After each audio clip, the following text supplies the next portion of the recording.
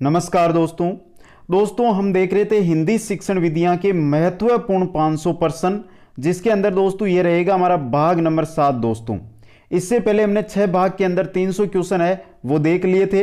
दोस्तों इस भाग के अंदर हमारे 50 क्वेश्चन रहेंगे, 301 से लेकर 350 तक आज इस वीडियो के अंदर क्वेश्चन देखेंगे और बहुत ही इंपॉर्टेंट है। गत एग्जामों के अंदर जो क्वेश्चन है पूछे गए हैं वही क्वेश्चन है। दोस्तों आप सभी का मैं स्वागत करता हूं YouTube channel Kuchaman online classes पर। दोस्तों अभी तक अगर आपने चैनल को सब्सक्राइब नहीं किया तो चैनल को जरूर सब्सक्राइब करें, वीडियो को लाइक और अपने मित्रों के पास एक बार शेयर जरूर करें। चलते हैं दोस्तों क्वेश्चनों की ओर।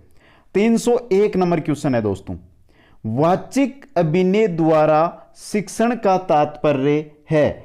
वाचिक अभिनय द्वारा शिक्षण का तात्पर्य है, क्या तात्पर्य है दोस्तों? यहां पर मैं चारों ऑप्शन आपके सामने नहीं पढ़ूंगा, जो सही आंसर है वो ही आपको बताता जाऊंगा। आप अपना आंसर है 50 में से कितने क्वेश्चन सही कर पाते हो वो अंत में जरूर बता देना। वाचिक अभिनय द्वारा शिक्षण का क्या तात्पर्य है? कहीं विद्यार्थियों द्वारा विभिन्न पात्रों के संवाद बोलना। इंपॉर्टेंट क्वेश्चन है दोस्तों, बहुत ही इंपॉर्टेंट क्वेश्चन है। नेक्स्ट क्वेश्चन की ओर चलते हैं। क्वेश्चन नंबर 302 है, अभिक्रमित अनुदेशन का कौन सा अनिवार्य सिद्धांत है? अभिक्रमित अनुदेशन का कौन सा अनिवार्य सिद्धांत है? बात किसकी की जा रही है? अभिक्रमित अनुदेशन, अनिवार्य सिद्धांत, छोटे पदों का सिद्धांत। ऑप्शन नंबर 2 आपका क्या रहेगा? यहां पे सही रहेगा। नेक्स्ट क्वेश्चन में चलते हैं। क्वेश्चन नंबर 303 है दोस्तों, दूरदर्शन प्रणाली द्वारा शिक्षण का सबसे बड़ा दोष यह है कि। तो दूरदर्शन प्रणाली द्वारा शिक्षण का सबसे बड़ा दोष कौन सा है? कौन सा है दोस्तों? विद्यार्थी शिक्षक के साथ संवाद नहीं कर पाता है। ऑप्शन नंबर 1 आपका क्या रहेगा? सही रहेगा। नेक्स्ट क्वेश्चन में चलते हैं। क्वेश्चन नंबर 304 है, लिखित रचना की शिक्षा देते समय शिक्षकों को इस सूत्र का पालन करना चाहिए। किस सूत्र का? लिखित रचना की शिक्षा देते समय शिक्षक को सरल से कठिन की ओर जो सूत्र है इसका क्या करना चाहिए? पालन करना चाहिए। 2 नंबर ऑप्शन आपका सही रहेगा। नेक्स्ट क्वेश्चन 305 नंबर है, जो लोग शिक्षा प्राप्त करने के लिए संस्थाओं तक नहीं जा पाते हैं उनके लिए शिक्षा प्राप्त करने की विधि है। जो लोग हैं शिक्षा प्राप्त करने के लिए संस्थाएं हैं उनके पास नहीं जा सकते, उन तक नहीं जा सकते हैं, उनके लिए शिक्षा प्राप्त करने की विधि है दूरस्थ शिक्षा। ऑप्शन नंबर 1 है जो आपका सही रहेगा। नेक्स्ट क्वेश्चन में चलते हैं। 306 नंबर क्वेश्चन है, पाठ योजना तैयार करना इसलिए आवश्यक है कि इसके लिए शिक्षक करता है। इसके लिए शिक्षक क्या करता है? पाठ्य सामग्री का अध्ययन। 3 नंबर ऑप्शन आपका क्या रहेगा? सही रहेगा। नेक्स्ट क्वेश्चन नंबर 307 है, इनमें एक साधन सर्वे दर्शे सामग्री है। कौन सा? सर्वे भी है और दर्शे भी है। कौन सा है दोस्तों? टेलीविजन। ऑप्शन नंबर सर्वे भी है और दर्शे भी है। नेक्स्ट क्वेश्चन में चलते हैं। क्वेश्चन नंबर 308, भाषा शिक्षण में उच्चारण शुद्धता के लिए प्रयोग किया जाता है। किसका? भाषा शिक्षण के अंदर उच्चारण शुद्धता के लिए प्रयोग किया जाता है लिंगुआ फोन का। 2 नंबर ऑप्शन आपका क्या रहेगा? सही रहेगा। नेक्स्ट क्वेश्चन में चलते हैं। व्याकरण शिक्षण का अव्याकृति सिद्धांत है। व्याकरण शिक्षण का अव्याकृति सिद्धांत है। क्या है दोस्तों? व्याकरण को पढ़ने की आवश्यकता नहीं, क्योंकि भाषा पढ़ने से व्याकरण अनायास आ जाती है। ऑप्शन नंबर 4 यहां पे आपका क्या रहेगा? सही रहेगा। नेक्स्ट क्वेश्चन में चलते हैं। क्वेश्चन नंबर 310 है दोस्तों, वस्तुनिष्ठ प्रश्न की सबसे बड़ी विशेषता है। जो वस्तुनिष्ठ प्रश्न होते हैं उनकी सबसे बड़ी विशेषता क्या है? उसका एक ही उत्तर होता है। ऑप्शन नंबर 3 आपका क्या रहेगा? सही रहेगा। नेक्स्ट क्वेश्चन में चलते हैं। क्वेश्चन नंबर 311 है दोस्तों, शिक्षक के द्वारा पुस्तक हाथ में लेकर पाठ का वाचन करना और वाचन करते हुए कठिन शब्दों के अर्थ बताकर व्याख्यान करते जाना इस शिक्षण प्रणाली का नाम है। क्वेश्चन को ध्यान से पढ़ लें, फिर अपना राइट आंसर दे दें। कि शिक्षक है, हाथ में पुस्तक लेके पाठ का वाचन करता है और वाचन करते हुए कठिन शब्दों के अर्थ बताता हुआ व्याख्यान करता है। तो ये प्रणाली है व्याख्या प्रणाली। ऑप्शन नंबर 1 आपका क्या रहेगा, सही रहेगा। नेक्स्ट क्वेश्चन में चलते हैं, क्वेश्चन नंबर 312 की ओर। मंत्रणा प्रणाली में विद्यार्थी अध्यापक के निर्देशन में स्वाध्याय द्वारा तथ्यों का चयन कर रचना को पूर्ण करते हैं। यह प्रणाली आधारित है। मंत्रणा प्रणाली में विद्यार्थी अध्यापक के निर्देशन में स्वाध्याय द्वारा तथ्यों का चयन कर रचना को पूर्ण करते हैं। यह प्रणाली आधारित है, किस पर आधारित है, डोल्टन विधि पर। ऑप्शन नंबर 3 आपका क्या रहेगा, सही रहेगा। नेक्स्ट क्वेश्चन में चलते हैं, क्वेश्चन नंबर 313।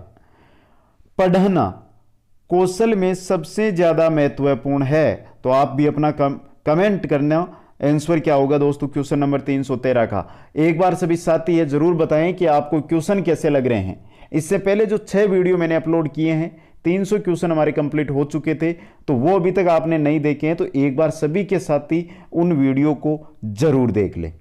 पढ़ना कौशल में सबसे ज्यादा महत्वपूर्ण है।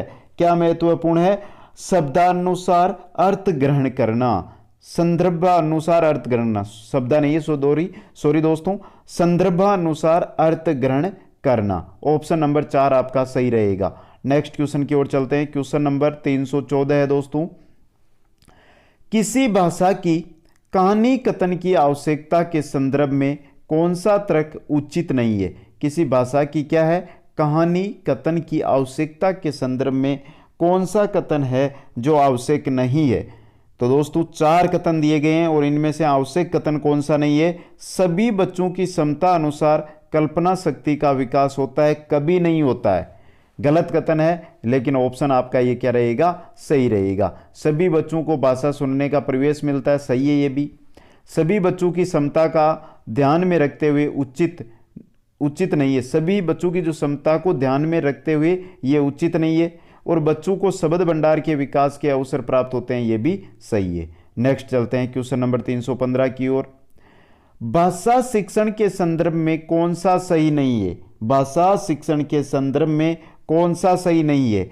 भाषा शिक्षण में केवल भाषाई शुद्धता पर ही अधिक बल दिया जाता है। ये क्या है आपका, गलत है, सही नहीं है। भाषा शिक्षण के संदर्भ में 2 नंबर ऑप्शन आपका सही रहेगा दोस्तों। नेक्स्ट क्वेश्चन में चलते हैं, क्वेश्चन नंबर 316। बच्चों में भाषा सीखने की जन्मजात योग्यता होती है। यह विचार किसका है, बच्चों के अंदर भाषा सीखने की जन्मजात योग्यता होती है, यह विचार है चोम्स्की का। ऑप्शन नंबर 2 आपका क्या रहेगा, सही रहेगा। नेक्स्ट क्वेश्चन में चलते हैं, क्वेश्चन नंबर 317 है। बच्चे अपने सामाजिक सांस्कृतिक परिवेश से अर्थ ग्रहण करते हैं, यह विचार है। बच्चे अपने सामाजिक सांस्कृतिक परिवेश से अर्थ ग्रहण करते हैं, ये विचार है। तो ये विचार किसका है दोस्तों, वाइगोत्स्की का। ऑप्शन नंबर 4 आपका क्या रहेगा, सही रहेगा। नेक्स्ट क्वेश्चन है 318 नंबर। मौन पठन का मुख्य उद्देश्य है, जो मौन पठन होता है उसका मुख्य उद्देश्य क्या होता है, गहन अर्थ ग्रहण करना।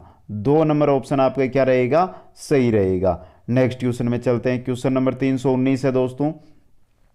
उच्च प्राथमिक स्तर पर भाषा शिक्षण का मुख्य उद्देश्य, उच्च प्राथमिक स्तर पर भाषा शिक्षण का मुख्य उद्देश्य होता है साहित्यिक विधाओं से परिचित कराना और व्याकरणिक नियम सिखाना। ऑप्शन नंबर 2 आपका सही रहेगा। उच्च प्राथमिक स्तर पर भाषा शिक्षण का मुख्य उद्देश्य दोस्तों। नेक्स्ट क्वेश्चन की ओर चलते हैं, क्वेश्चन नंबर 320 है। भाषा के अभिव्यक्तात्मक कौशल है। अभिव्यक्ति, भाषा की अभिव्यक्ति किन कौशलों से होती है, बोलने से और लिखने से। ऑप्शन नंबर 4 आपका क्या रहेगा, सही रहेगा। नेक्स्ट क्वेश्चन है 321 नंबर। उपचारात्मक शिक्षण की सफलता निर्भर करती है, जो उपचारात्मक शिक्षण है उसकी सफलता किस पर निर्भर करती है। तो उपचारात्मक जो शिक्षण है उसकी सफलता समस्याओं के कारणों की सही पहचान पर क्या करती है, निर्भर करती है। नेक्स्ट क्वेश्चन 322 नंबर क्वेश्चन है दोस्तों। भाषा कौशलों के संदर्भ में कौन सा कथन उचित है। भाषा कौशलों के संदर्भ में यहाँ पर उचित कथन पूछा है तो पहला ही होगा दोस्तों। भाषा के चारों कौशल परस्पर अंतर संबंधित है, सही है दोस्तों ये। नेक्स्ट क्वेश्चन की ओर चलते हैं, क्वेश्चन नंबर 323 की ओर। एक बहुसंस्कृति कक्षा में आप एक भाषा शिक्षक के रूप में किस बात को अधिक महत्व देंगे? एक बहुसंस्कृति कक्षा में आप एक भाषा शिक्षक हैं तो आप किस रूप में, आप शिक्षक के रूप में किस एक बात को अधिक महत्व है वो देंगे? किस बात को देंगे? कि बच्चों को भाषा प्रयोग के अधिक से अधिक अवसर देना। ऑप्शन नंबर 2 आपका क्या रहेगा यहाँ पे? सही रहेगा दोस्तों। नेक्स्ट क्वेश्चन में चलते हैं, क्वेश्चन नंबर है दोस्तों हमारा, नेक्स्ट है क्वेश्चन नंबर 324। बोलना कौशल में महत्वपूर्ण है, क्या है? बोलना जो कौशल है उसके अंदर महत्वपूर्ण क्या है दोस्तों? संदर्भ एवं स्थिति के अनुसार अपनी बात को कहना। ऑप्शन नंबर 3 आपका यहाँ पे क्या रहेगा? सही रहेगा। नेक्स्ट क्वेश्चन में चलते हैं, क्वेश्चन नंबर 325 है, बच्चों की भाषा के संदर्भ में कौन सा कथन सही है? बच्चों की भाषा के संदर्भ में कौन सा कथन सही है? तो देखते हैं दोस्तों, इनमें से आपका 1 नंबर कथन ही सही है। बच्चों की भाषा में बहुत अधिक व्याकरणिक त्रुटियां होती है, सही बात है दोस्तों, और व्याकरणिक त्रुटियां बच्चों की भाषा में होती है। नेक्स्ट क्वेश्चन में चलते हैं, क्वेश्चन नंबर 326 की ओर। हिंदी भाषा शिक्षण का एक मुख्य उद्देश्य है, जो हिंदी भाषा है, हिंदी भाषा शिक्षण है, इसका मुख्य उद्देश्य क्या है? भाषा का ज्ञान देना। 1 नंबर ऑप्शन आपका क्या रहेगा? सही रहेगा। नेक्स्ट क्वेश्चन में चलते हैं, क्वेश्चन नंबर 327 है, निम्नांकित में से कौन सा कथन सही है? अगर कोई बच्चा गलती कर रहा है तो वह है, कोई बच्चा है वो गलती कर रहा है तो वो क्या है? भाषा सीख रहा है। कोई भी गलती भाषा सीखते समय करता है तो मतलब वो क्या कर रहा है? भाषा को सीख रहा है। नेक्स्ट क्वेश्चन की ओर चलते हैं, बच्चे के सीखने की प्रक्रिया में सर्वाधिक महत्वपूर्ण भूमिका होगी। बच्चे की जो सीखने की प्रक्रिया है उसके अंदर सर्वाधिक महत्वपूर्ण भूमिका किसकी होगी? बच्चे द्वारा भाषाई प्रयोग के नियम पकड़ना। ऑप्शन नंबर 1 आपका क्या रहेगा? सही रहेगा। नेक्स्ट क्वेश्चन में चलते हैं, क्वेश्चन नंबर 329 की ओर। भाषाई ज्ञान का मूल्यांकन होता है, जो भाषाई ज्ञान है उसका मूल्यांकन किससे होता है? लिखित एवं मौखिक दोनों परीक्षा के माध्यम से भाषाई ज्ञान का मूल्यांकन होता है। 3 नंबर ऑप्शन आपका क्या रहेगा? सही रहेगा। नेक्स्ट क्वेश्चन में चलते हैं, 330 नंबर क्वेश्चन है, शिक्षण क्रियाओं तथा उद्देश्यों के आलेख को पाठ योजना कहते हैं। पाठ योजना की यह परिभाषा किसने दी? शिक्षण क्रियाओं तथा उद्देश्यों के आलेख को पाठ योजना कहते हैं। पाठ योजना की यह परिभाषा किसने दी थी? बिसिंग ने। ऑप्शन नंबर 1 आपका क्या रहेगा? सही रहेगा। नेक्स्ट क्वेश्चन में चलते हैं, क्वेश्चन नंबर 331 है दोस्तों, पाठ योजना के 3 रूपों में सम्मिलित नहीं है। पाठ योजना के जो रूप है, 3 रूप है, उनके अंदर इनमें से कौन सा सम्मिलित नहीं है? तो देखते हैं, ज्ञान के लिए पाठ योजना सही है, रसानुभूति के लिए पाठ योजना ये गलत है, कौशल के लिए पाठ योजना सही है, जांच कार्य के लिए पाठ योजना सही है। तो यहाँ पे सम्मिलित कौन सा नहीं है? 2 नंबर ऑप्शन, रसानुभूति के लिए पाठ योजना, ये 3 रूपों में सम्मिलित नहीं है। नेक्स्ट क्वेश्चन में चलते हैं, इकाई वातावरण संगठित विज्ञान कला या आचरण व्यापक एवं महत्वपूर्ण अंग है, जिसे सीखने से व्यक्ति सामंजस्य हो जाता है। इकाई विधि की यह परिभाषा दी है। बहुत इंपॉर्टेंट क्वेश्चन है दोस्तों, तो ध्यान से पढ़ें और फिर इस क्वेश्चन का आंसर है आप सोच के कमेंट करें। इकाई वातावरण संगठित विज्ञान कला या आचरण व्यापक एवं महत्वपूर्ण अंग है, जिसे सीखने से व्यक्ति सामंजस्य हो जाता है। यह परिभाषा किसने दी थी?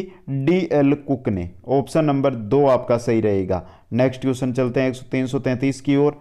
सूक्ष्म अध्यापन कृत्रिम वातावरण में अध्यापन का रूप है। सूक्ष्म अध्यापन है जो कृत्रिम वातावरण होता है उसमें अध्यापन का एक रूप है, जो शिक्षण की जटिलताओं को कम करता है तथा पृष्ठ पोषण प्रदान करता है। सूक्ष्म शिक्षण की यह परिभाषा किसने दी थी? तो सूक्ष्म शिक्षण की यह परिभाषा किसने दी थी? मैक्लोज या अनविन ने। ऑप्शन नंबर 3 आपका क्या रहेगा? यहाँ पे सही रहेगा। नेक्स्ट क्वेश्चन में चलते हैं, सूक्ष्म शिक्षण तकनीक के अंतर्गत पुनर्नियोजित का समय होता है। सूक्ष्म शिक्षण तकनीक के अंतर्गत पुनर्नियोजन का जो समय है वो कौन सा होता है?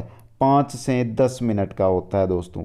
सूक्ष्म शिक्षण तकनीक के अंतर्गत पुनर्नियोजन का समय 5 से 10 मिनट का होता है। नेक्स्ट क्वेश्चन है, भाषा शिक्षण में विशिष्ट उद्देश्य का ज्ञान कराना में सम्मिलित नहीं है। भाषा शिक्षण के अंतर्गत विशिष्ट जो उद्देश्य है उनका ज्ञान कराना है, तो उसके अंतर्गत इनमें से 4 ऑप्शनों में से किसको सम्मिलित नहीं किया जाता है? किसको? साहित्य के इतिहास का ज्ञान कराना, इसको सम्मिलित नहीं किया जाता है। नेक्स्ट क्वेश्चन है, भारतीय पाठ योजना जो हर्बर्ट उपागम पर आधारित है उन पर प्रभाव है। किसका प्रभाव है उन पर? उन पर ब्रिटिश उपागम का प्रभाव है।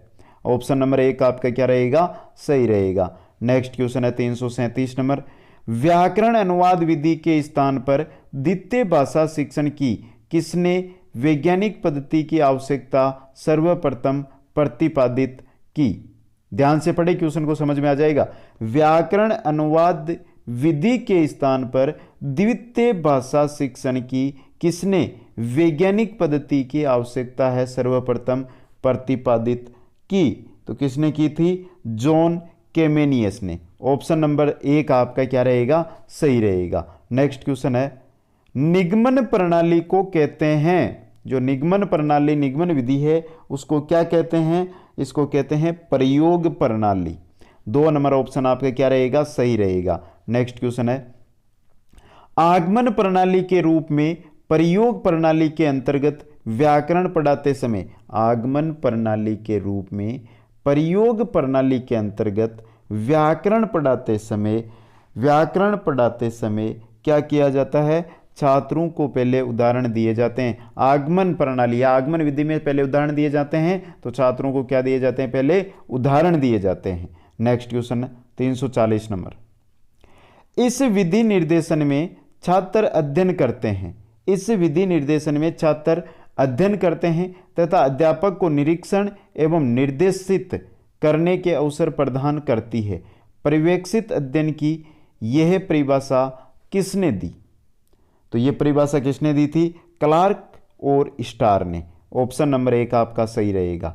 नेक्स्ट क्वेश्चन है 341 नंबर, परंपरागत कक्षा शिक्षण को बदलने एवं सुधरने की प्रेरणा देने वाली यह उत्तम तकनीक है। इसमें शिक्षक का एकाकीपन दूर होता है और शिक्षण में गुणात्मक वृद्धि होती है। उपयुक्त परिभाषा किस शिक्षण पद्धति के संबंध में है? तो ध्यान से पढ़े क्वेश्चन को। परंपरागत कक्षा शिक्षण को बदलने एवं सुधरने की प्रेरणा देने वाली यह उत्तम तकनीक है। इसमें शिक्षक है उसका एकाकीपन दूर होता है, शिक्षण में गुणात्मक वृद्धि होती है, और यह जो परिभाषा है वो किस पद्धति की है? दल शिक्षण पद्धति की। 4 नंबर ऑप्शन आपका सही रहेगा। नेक्स्ट क्वेश्चन की ओर चलते हैं, पर्यवेक्षित अध्ययन विधि के द्विकालखंड योजना में मेबल सिम्पसन ने कितने मिनट के समय की योजना बनाई है? पर्यवेक्षित अध्ययन विधि के द्विकालखंड योजना में मेबल सिम्पसन ने 60 मिनट, कितने? 60 मिनट के समय की योजना बनाई है। नेक्स्ट क्वेश्चन में चलते हैं 343, निगमन विधि में छात्र, जो निगमन विधि होती है दोस्तों उसके अंतर्गत छात्र सामान्य से विशिष्ट की ओर अग्रसर होता है, सामान्य से विशिष्ट की ओर। नेक्स्ट क्वेश्चन है 344, आगमन विधि का अधिकांश प्रयोग किया जाता है। जो आगमन विधि है उसका अधिकांश जो प्रयोग है वो व्याकरण शिक्षण के अंतर्गत किया जाता है। नेक्स्ट क्वेश्चन है, व्याख्यान विधि में केंद्र बिंदु होता है। जो व्याख्यान विधि है उसके अंतर्गत केंद्र बिंदु कौन होता है? अध्यापक होता है। अध्यापक ही किताब लेके व्याख्या करता है, कठिन शब्दों का अर्थ बताता है। नेक्स्ट क्वेश्चन है, शिक्षण प्रक्रिया में कक्षा का आकार होता है। शिक्षण प्रक्रिया है उसके अंतर्गत कक्षा का आकार क्या होता है? एक साधन होता है। नेक्स्ट क्वेश्चन 347 नंबर, सूक्ष्म शिक्षण में कक्षा का आकार होता है। सूक्ष्म शिक्षण आप करवा रहे हैं तो कक्षा का आकार कैसा होना चाहिए? 5 से 10 विद्यार्थियों का होना चाहिए। नेक्स्ट क्वेश्चन 348 नंबर, सूक्ष्म शिक्षण में छात्राध्यापक द्वारा प्रक्रिया का अंग नहीं है। सूक्ष्म शिक्षण में छात्राध्यापक द्वारा प्रक्रिया का अंग कौन सा नहीं है? उद्देश्य कथन। ऑप्शन नंबर 4 आपका क्या रहेगा? सही रहेगा। 349 नंबर क्वेश्चन है, आगमन विधि में छात्र अग्रसर होता है। आगमन विधि के अंतर्गत जो छात्र है वो अग्रसर होता है विशिष्ट से सामान्य की ओर। नेक्स्ट और अंतिम क्वेश्चन है आज के इस वीडियो का, दलीय शिक्षण पद्धति का प्रारंभ हुआ। दलीय शिक्षण पद्धति का प्रारंभ अमेरिका में हुआ था। ऑप्शन नंबर 2 आपका सही रहेगा। तो एक बार सभी साथी जरूर कमेंट करके बताइए कि आपके 50 क्वेश्चनों में से कितने हैं जो सही हुए हैं। और अभी तक अगर आपने जो शेष 6 वीडियो है वो अभी तक आपने नहीं देखे हैं तो एक बार सभी साथी उन 6 वीडियो को देखें और इस वीडियो को लाइक करें और एक बार सभी मित्रों के पास शेयर करें। अभी तक चैनल को सब्सक्राइब नहीं किया है तो चैनल को ज़रूर सब्सक्राइब करें